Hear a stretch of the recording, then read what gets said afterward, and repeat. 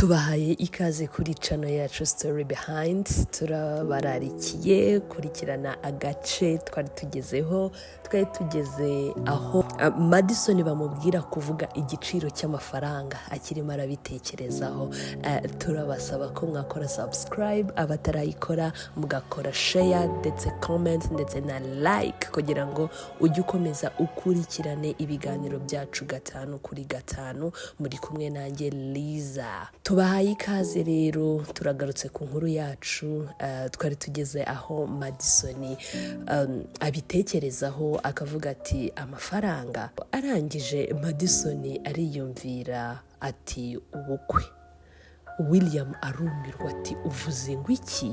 Madison aramubaza ati nturi umunyamerika utuye? William ati yego rwose, ariko ubona yumiwe anamwenyuramo nk'igitekerezo umukobwa musabye.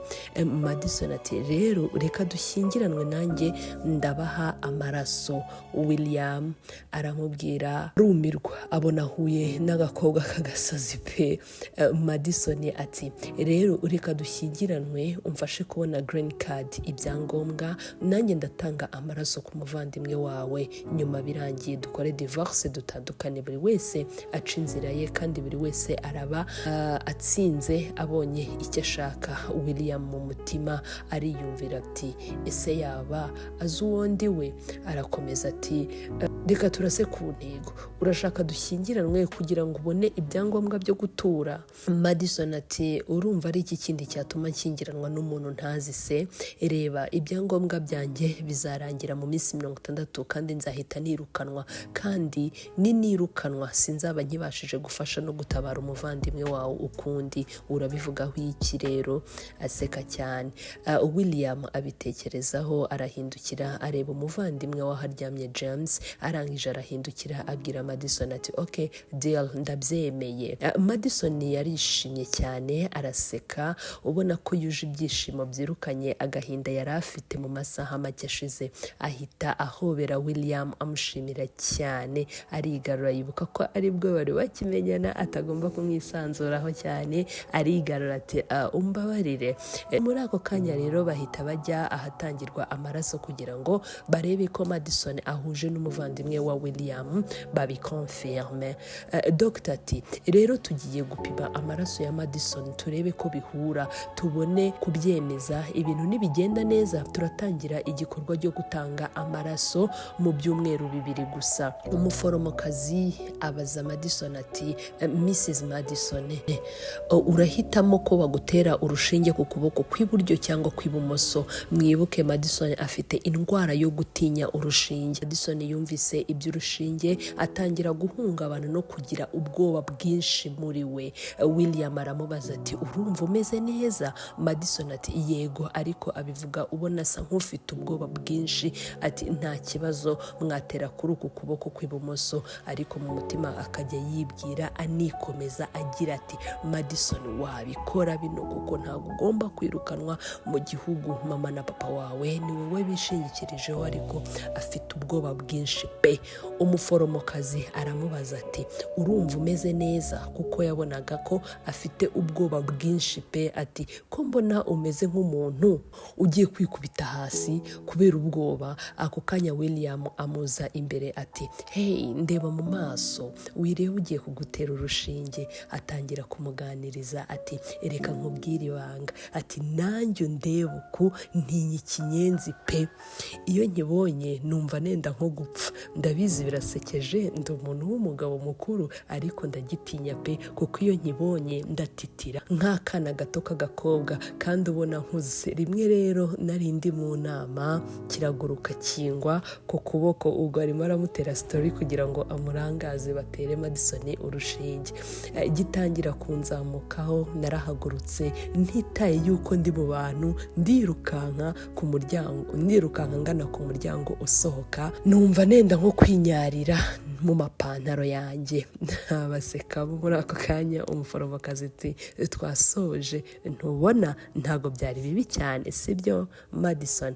Madison ati nta nubwo namenye ko byanarangiye. Ati sinjye wahera. Muri ako kanya bari bafatanye ukuboko, ubwenge bugarutse ku murongo, bahita barikurana. Ako kanya William arahaguruka yegera hirya, Madison nawe ariruhutsa, bararebana. Muri ako kanya baragenda, William aha lift, Madison aramutahana ati okay, aha niho kwa anti wawe? Madison ati yego, ni anti wanjye ku ruhande rwa mama, donc ni nyina wabo mu kinyarwanda cyiza. Arangije arivugisha mu mutima ati mfite gushaka aho ngomba kuba ndetse nkajya ku murongo vuba bidatinze, kuko Uncle Toby ntago yishima kumbona ndi hano. Bivuze ngo Uncle Toby ni umugabo wa nyina wabo. William ati sasa rero nzaza kugufata ejo mu gitondo tujye gukora ubukwe. Babivuga baseka kuko ni ibintu bitangaje, abantu bahuye bwa mbere bakaba bagiye gukora ubukwe. Madison ati oya nta kibazo, ntuzaze kumfata, nzizana nzahigeza. Ati 3:00 avuga naho ubukwe buzabera. Ati humura nzaba mpari. William ati okay, ati uramuke neza, ugira ijoro ryiza. Madison ati ugira ijoro ryiza William. Ahita mucaho aragenda. Sasa rero ku ruhande rwo kwa William aba akojeje inkuru nyirakuru, kuko wibuke niwe wabareze. Grandma William ati ngwiki urashaka kumurongora ejo? William ati nibwo buryo bwonyine bwo gutabara umuvandimwe wanjye James. Grandma wa William ati noneho amafaranga ntagihagije, arashaka kuba umwe mu muryango w'aba Williams, donc ni umuryango ukize cyane kandi wihagazeho. Haba hagomba kwinjiramo undi muntu ukize nyine umeze nkawe. Ati William uriya mukobwa ni umukuzi w'ibyinyo, ni gold digger. William ati ntago ntekereza ko azi neza uwo ndiwe, icyo ntekereza ni uko yishakira kwibera inaha akibonera ibyangombwa hanyuma akigumira muri iki gihugu. Ikindi bizanyorohera gukomeza gukurikirana kugira ngo nemere neza ko James yakize. Grandma wa William ati bigume kure, ntazigera amenya uwo uriwe mu by'ukuri. Ikindi ntuzatume abantu bamenya ibyerekeye bino, kuko nibavumbura ko washyingiranwe n'umwimukira utanafite ibyangombwa, stoke zacu zizahita zigwa byihuse. Ni nk'ako kanya rero James nakira muzadivorce n'uwo mukobwa uhite urongora Mia. Mia bishoboke kuba ari undi mukobwa wo mu muryango ukize, ngira ngo tuzagenda tubireba dukomeza kureba uko story imeze. William n'umujinya mwinshi ahita akubita ikirahure cy'inzoga yari ari kunyweramo ku meza, ahita asohoka arakaye. Ntangiye gukeka ko William atangiye gukunda Madison. Grandma we aramuhamagara ati William uri kunyumva? William arigendera ntiyamusubiza. Kwa Madison rero bari batetse ibya mu gitondo, bivuze ngo ni umunsi ukurikiyeho, bari batetse ibya mu gitondo dukunze kwita breakfast. Madison ati ngibi byo kurya byawe Uncle Toby yarashyiriye uncle wiwe ibiryo. Ahita haza mubyara wa Madison, azavuga ngo yewe muhombyi ikawa yanjye irihe? Abwira Madison. Anti wa Madison ari we nyina wabo ati hale ni ikihe kibazo ufite? Ntukajye uvugisha mubyara wawe gutyo. Uncle Toby ati nta kosa koze. Papa wa hale ati nta kosa koze, ariko ubundi azaguma hano kugeza ryari? Ubwo baravuga Madison arakuze pe, ntago nacumbikira nanamugaburire ngo ku buntu. Hale ati azajya hese, yabuze akazi ke, nta byangombwa afite, ubu ntaho agiraho kuba. Anti ati mukundwa guma hano rata mpaka igihe uzumvira ushaka kugenda. Madison abwira Hale ati nzabonaho kuba vuba mbashe kubishyura amafaranga y'ibiryo nayo gucumbika vuba nimbona akazi. Madison ako kanya phone irasona ati hari ahantu h'ingenzi ngomba kuba ndi muri kano kanya. Anti wa Madison ati nta byo kurya bya mu gitondo ufashe se? Hale ati urabona uriya afite hehe h'ingenzi agomba kujya, arimo aramusebya, arimo aramunnyega. Baraseka, we na se anti arababara cyane, arababwira ngo ntabwo bisekeje.